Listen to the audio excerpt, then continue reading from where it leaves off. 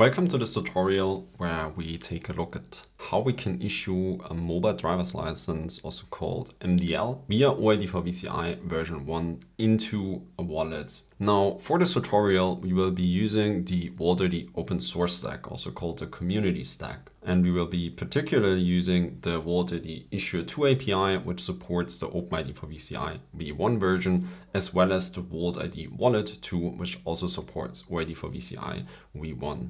But you can also use any other compatible wallet that supports OID4VCI for this tutorial. Now, first of all, we need to get the Issuer API as well as the wallet up and running. Now, for this, we offer a so-called Docker Compose, which brings up all of the services. Now, when you clone our open source repository, walt.id identity, which I already did into my local environment, and we cd into the Docker Compose file, we can then start up the services. In the terminal, I simply run Docker Compose up, which brings up all of the different services. Now, by default, all of the different services have certain configuration files. Also, the issuer has configuration files, for example, for the issuer metadata or for issuer profiles, which we will be using in a minute. And those will be mounted into the running Docker Compose.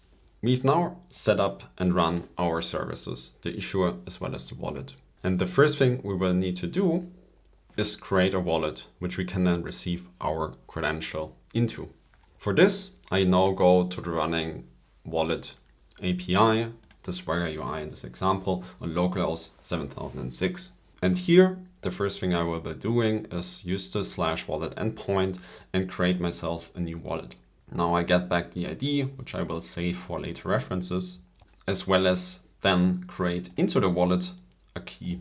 Now here we use the option backend JWK, which simply means the key will be stored in the backend in the database of the wallet. But we also support integrations with external KMS solutions so that the keys can be secured via an external KMS. Now we have our key, and so we can now start with the issuance. Now in this tutorial, we first will be issuing an mDL based on a standard profile that is shipped with the walt.id issuer. Later, we will define our own custom mDoc type and then issue that specific custom mDoc type into the wallet. Now, for the default profile, which is a standard ISO mDL mDoc based on the 18013-5 standard, we will first quickly use the API of the issuer, which is running now on localhost 7005, to query that profile. When we quickly look here, we see, okay, we get a profile with this specific ID. It is bound to the credential configuration ID, which is this specific one right here. Now, the credential configuration ID, and this is where we need to quickly take a step back, is coming from the credential issuer metadata. Now, the credential issuer metadata is an OID4VCI specification endpoint that advertises to, for example, wallets what this issuer supports, like what type of credentials this issuer supports to issue.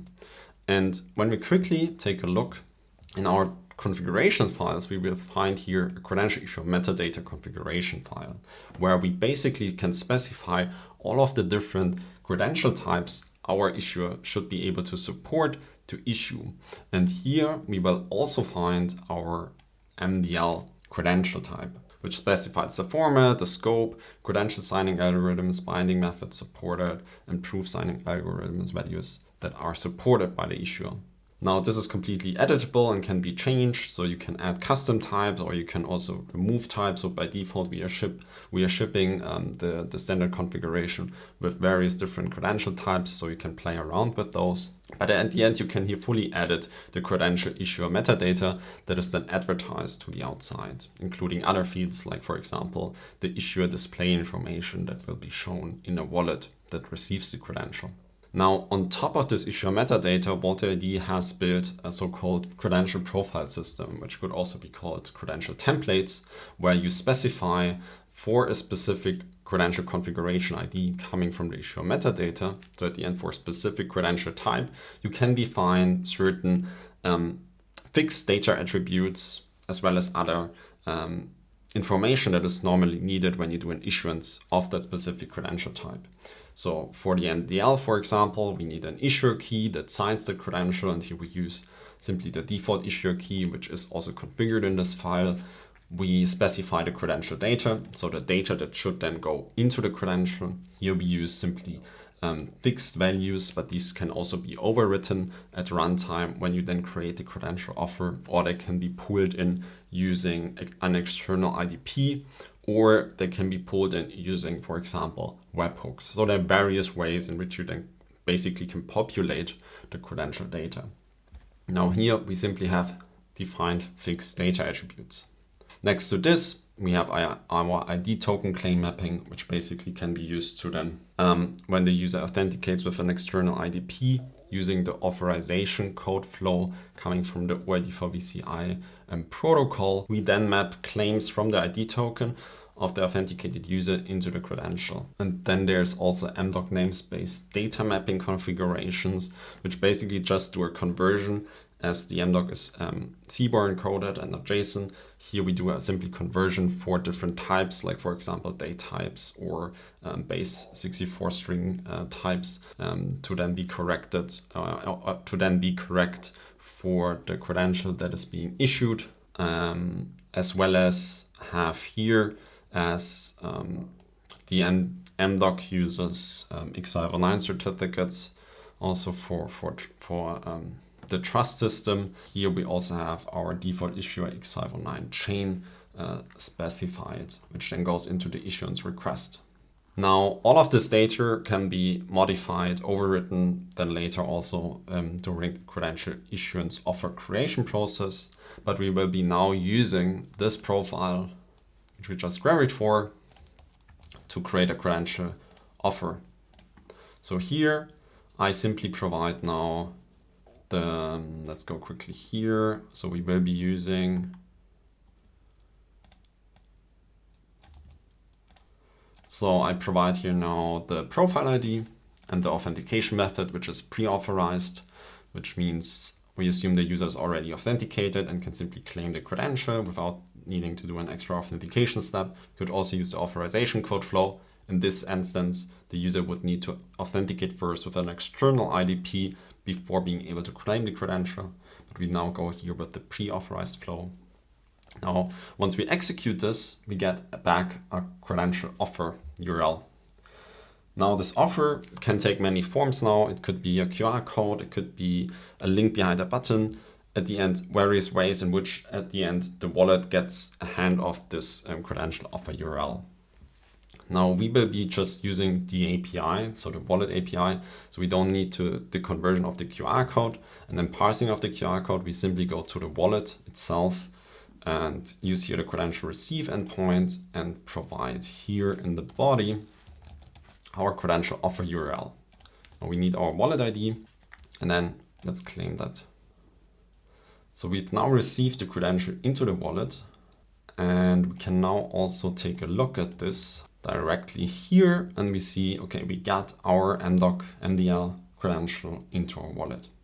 Now the credential offer, when we quickly take a look right here and we URL decode this, we will see here that the credential offer is a URL. So if we quickly go to that URL, we see, okay, that's the actual offer that the issuer advertised to the wallet, saying here, okay, I'm offering you an mDL. You can claim it if you want to.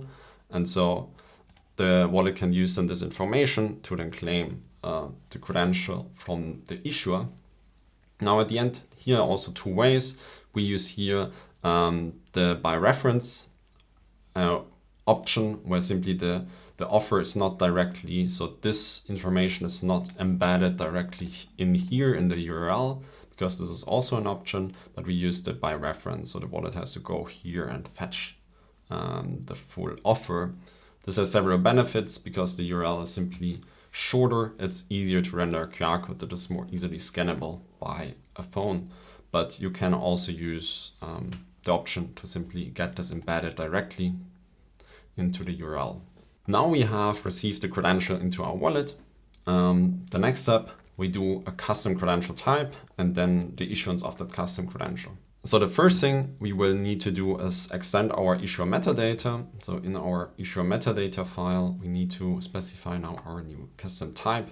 I already did this earlier. So we have now here our new custom type. And then we will need on top of this our custom profile. I also added this earlier already here. So my mDL is here, which is a new custom type. And then we need to save both of those. And because these are configuration files which are mounted into the running issuer2 instance, we will need to restart the Docker compose in our terminal in order to take effect of those changes in the configuration files. Now, for example, when you use the enterprise stack of walt.id, this is handled automatically. So there's a persistence layer built in, so meaning you don't have to restart the service in order for such changes, for example, to take effect. Let's now quickly check in the UI, in the Swagger UI here, do a quick call to see if we actually have this new credential. And we do have this new credential profile available. And so we can now do an issuance based off this new credential profile, simply going here, using the new profile ID, executing this, and we will get back our credential offer again. And here we now do the receive. So we provide that here, execute, and then we get back our new credential ID of the received mDL, and we can query it here. And we will see here we get now our new custom credential, which has all of the attributes which have been specified here in this new credential profile. Now, in addition, there are also the options to do runtime overrides, meaning you can simply override values that are specified in this profile here during the credential issuance call that we did right here. You can also extend the values which are available. So you could add, for example, another name right here next to those, also using the runtime overrides in this credential offer call. So there are various ways. You can also configure external webhooks or use server-side events to get updates during the issuance processes. You can find all of this information, including other more detailed explanations around the configurations, which are available in our documentation. I will also link this written version of this guide in the video description. And if you enjoy our tools, please leave us a star on GitHub. We highly appreciate it. And with that, happy building and see you next time.